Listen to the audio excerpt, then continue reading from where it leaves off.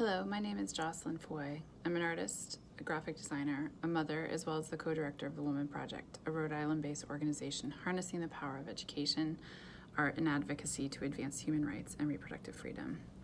Like many, I have been horrified to see story after story in recent days about Black people being killed. Breonna Taylor and George Floyd and Tony McDade, a trans man who was just killed by police in Florida.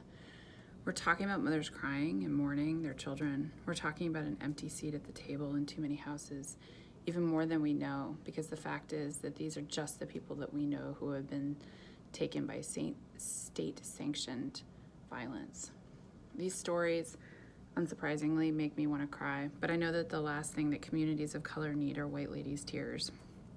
Black and brown people who are being killed and who face constant harassment and fear do not need me to be sad. This isn't about my feelings. So let's be real. Let's not talk about racism. We need to engage the work to be anti-racist and to tear down the systems that continue to not just take the lives of Black and brown people, but also create barriers and inequity in every area of life, from the school to prison pipeline, to mass incarceration, to the wage gap, to the higher rates of maternal mortality among Black women. We can't just post on Facebook and say, I feel sad, or I'm not a racist. If we are not taking action, then we are still a part of the problem. We are complicit in discrimination and the violence. We need to be willing to learn. We need to do our own work. If we don't really understand how racism operates in our day-to-day lives, or white supremacy means, and how it operates in our lives, and it does, then we need to do the work.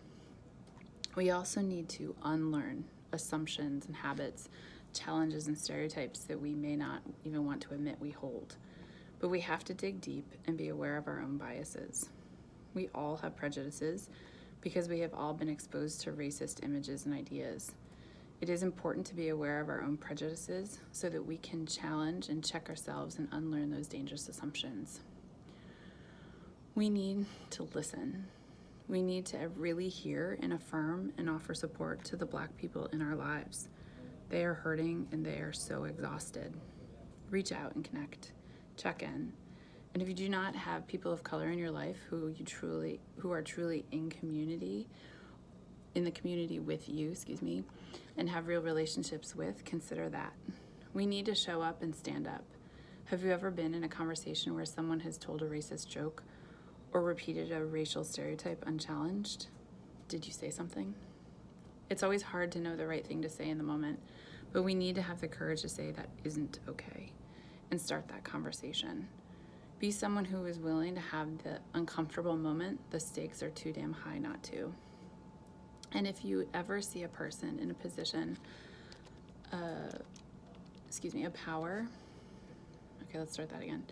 And if you ever see a person in a position of power mistreating someone, stay and be a witness. You have the right to film law enforcement or other officials if necessary. You have the ability to step in and de-escalate. We need to be actively anti-racist. There's so much that we can do, but I hope this helps you to start to think about actions you can take on an individual level and in your life and your community. We must do more. We have to be a part of ending this relentless and senseless violence. And it takes one person at a time. I know for some there is a fear that we won't get it quite right, or the feeling that we can't do enough, but it's far more important to speak up and act imperfectly than to do nothing at all.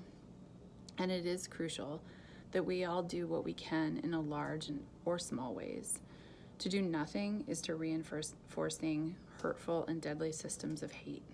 As part of the Sustaining Community series, we will continue to share ways to be actively anti-racist and to dismantle white supremacy. Thank you for listening, and we send our love.